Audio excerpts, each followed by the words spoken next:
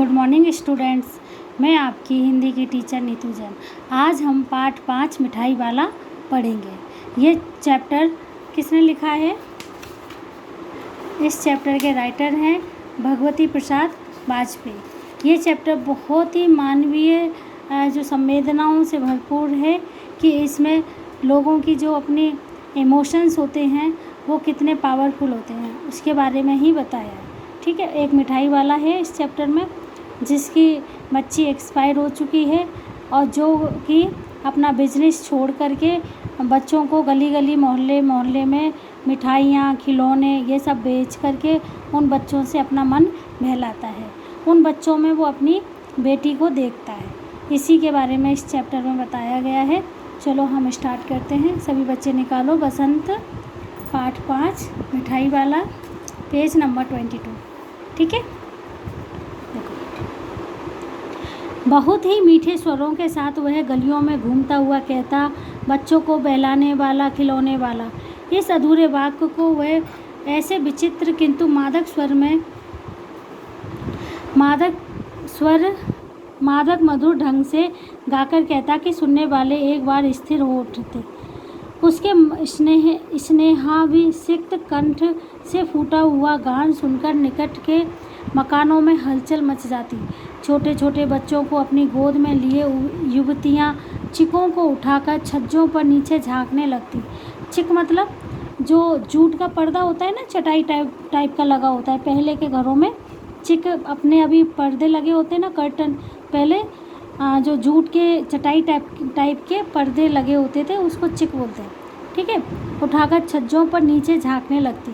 गलियों और उनके अंतर्व्यापी छोटे छोटे उद्यानों में खेलते और इठलाते हुए बच्चों का झुंड उसे घेर लेता और तब वह खिलौने वाला वहीं बैठकर खिलौनों की पेटी खोल देता।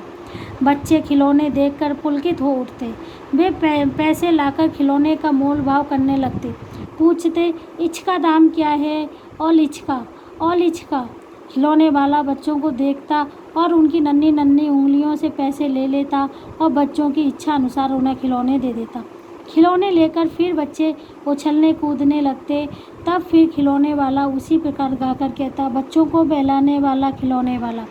सागर की हिलोर की भांति उसका यह मादक गान गली भर के मकानों में इस ओर से उस ओर तक लहराता हुआ पहुंचता और खिलौने वाला आगे बढ़ जाता।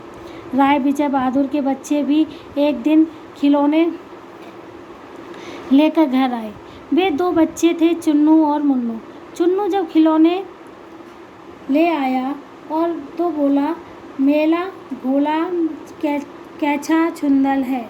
बच्चे तोतली भाषा में बोल रहे हैं कि मेला घोला कैछा छुंदल है। मुन्नू बोला, और देखो मेला कैछा छुंदल है।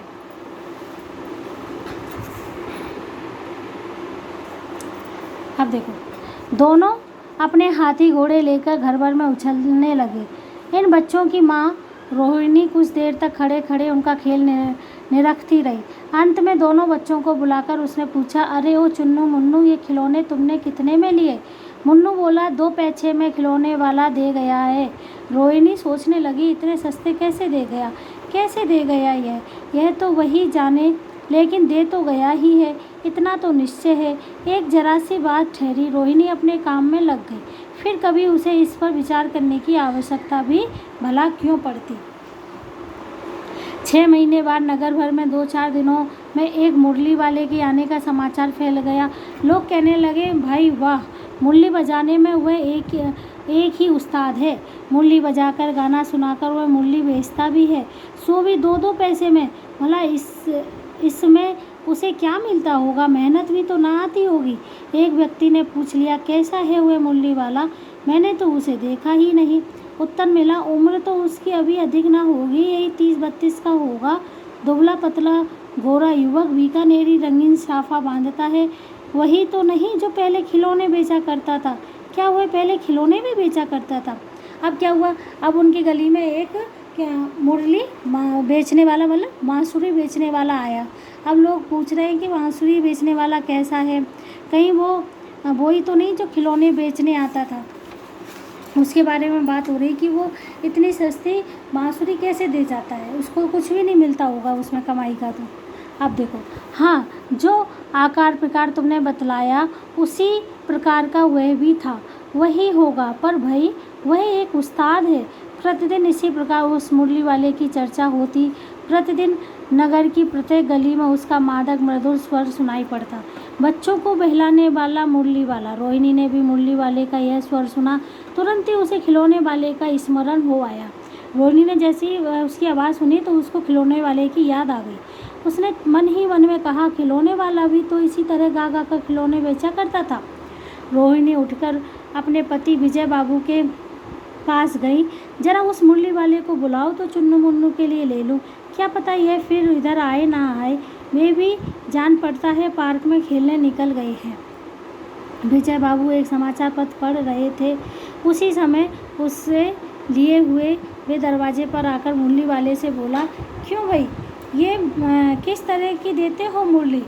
किसी की टोपी गली में गिर पड़ी, किसी का जूता पार्क में ही छूट गया और किसी की सोथनी भी ढीली होकर लटक गई। इस तरह दौड़ते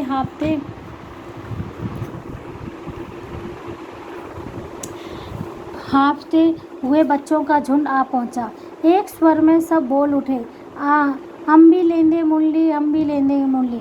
मुरली वाले की आवाज़ सुनकर जो बच्चे पार्क में खेल रहे थे वो सब दौड़ते हुए आ गए। किसी की टोपी गिर गई, किसी का जूता गिर गया, किसी का पाजामा ढीला हो गया और बांसुरी वाले के पास आकर के घेर करके खड़े हो गए और बोलने लगे, हम भी लेंगे मुरली, हम भी लेंगे मुरली। बेटा, ये चैप्टर आप लोग पढ़ना, जितना मैंने पढ़ाया है उतना तो पढ़ना ही और आगे का भी पढ़ना, ठीक है। इसका आज के लिए शब्दार्थ मैं आपको सेंड कर दूँगी, बाकी का चैप्टर हम कल पढ़ेंगे, ठीक है बेटा। गुड डे बेटा।